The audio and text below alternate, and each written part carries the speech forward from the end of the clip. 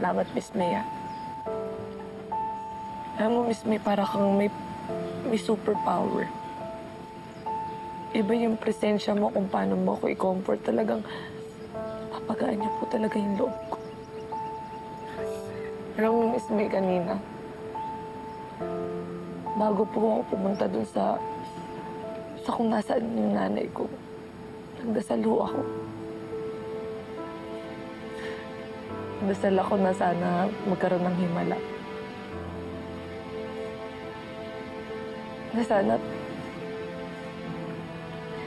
sana pagpasok ko dun, kayo na lang ho yung makita ko. Na sana kayo na lang yung nanay ko. Kaso, wala palang himala. Alam mo, Higit, kung bakit ako thankful sa'yo. Kasi pinupunuan mo yung pangungulila ako sa anak ko. Kaya kahit hindi tayo magkadugo, pinapangako ko. Pupunuan ko din ang pangungulila mo sa nanay mo. Huwag kang umiyak.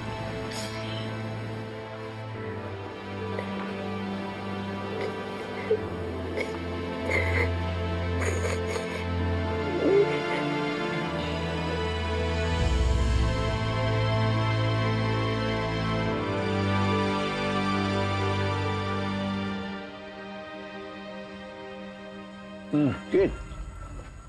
Kainin mo na yung barbecue mo, lalamig yan. Okay pa ho ako. Masama pa rin ba yung loob mo tungkol doon sa reunion? Sorry ha, hindi naging magandang pagtatagpo niyo mag-ina. Alam mo, kung alam ko lang na nasasama ang loob mo sana hindi ko na sinabi sa'yo tungkol doon sa event na yun. Huwag po kayong mag-sorry nung wala naman kayong kasalanan. Hindi nyo kasalanan kung ano yung naabutan ko dun. Bigla ko lang napagtanto. Naintindihan ko na si tatay. Kung bakit hindi niya nahinanap si nanay. Kasi ayaw niyang masaktan ako. Alam mo, huwag ka magagalit sa sasabihin ko ha. Yung oras na yun, magandang pagtatagpo na yun na nakausapin mo siya, lapitan mo siya. Kasi sa totoo lang, hindi naman natin alam kung ano yung niloloob niya, kung ano yung naiisip niya. Hindi tayo pwede mag-assume na gano'n. Kaya, nangihinayang ako sa pagkakataon. Para saan pa ho? Para masaktan po ako? No. Buong buhay ko, nangarap ko hong makasama siya. Tapos ang ending, baka talikurin na lang ako. Anak, alam kong sobrang sakit at nabaliwala ka ng nanay mo. Ito na isipin mo, sa dami ng pinagdaanan mo sa buhay, kilala mo na sarili mo. Alam mo na halaga mo, buo ka bilang tao. Kaya kung sakali hindi kanya tanggapin, huwag mong panginayanan. Buo ka na.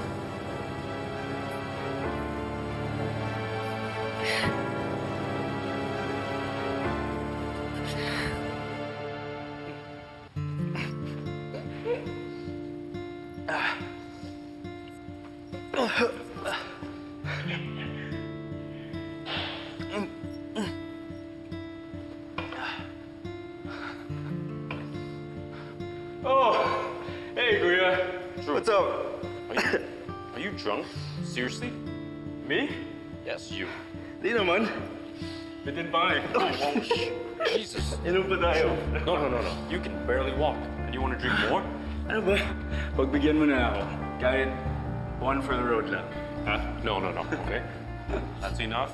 Let's just go home. Oh, stop being such a buzzkill. Look, let's just get a bottle at the bar and put it on my tab, okay? True. That's enough. All right, come on. I'll take Ano it. ba? Pwede pagbigyan mo na ako, ha? I just wanna enjoy, okay? I just wanna drink. just want to be happy. Like before. I just want to get wasted so I can forget about Ikit rejecting me. I don't want to feel this.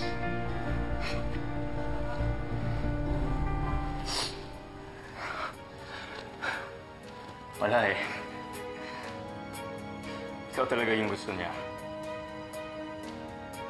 Ano ba naman ang laban ko sa perfect brother ko? What are you talking about? Come on, pull yourself together. Don't go destroying your life over heartbreak. Yeah, that's easy for you to say. Hindi naman ikaw yung binasted, di ba? Hindi ikaw yung nagmahal ng todo. Yung for the first time, nagseryoso sa babae, pero wala pa rin eh. It's still not enough to get a kid to love me. Kahit anong gawin ko, I'm never gonna be enough. First it was Dad, and now it's a kid.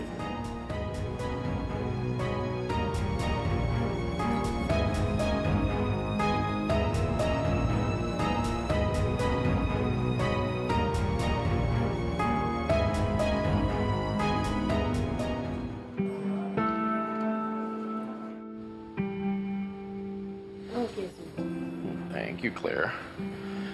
And how many of these am I supposed to sign? 3. Oh, Ikit. What brings you here? Sir, kasi nagme-message po ako sa inyo pero hindi po kayo nagre-reply sa akin. Tumatawag din po ako pero hindi niyo rin po sinasagot. Yeah, I'm sorry. I've just been really busy with work lately. Ganun po ba? Yeah, so if you have something to say, you better say it, because I have a meeting to attend right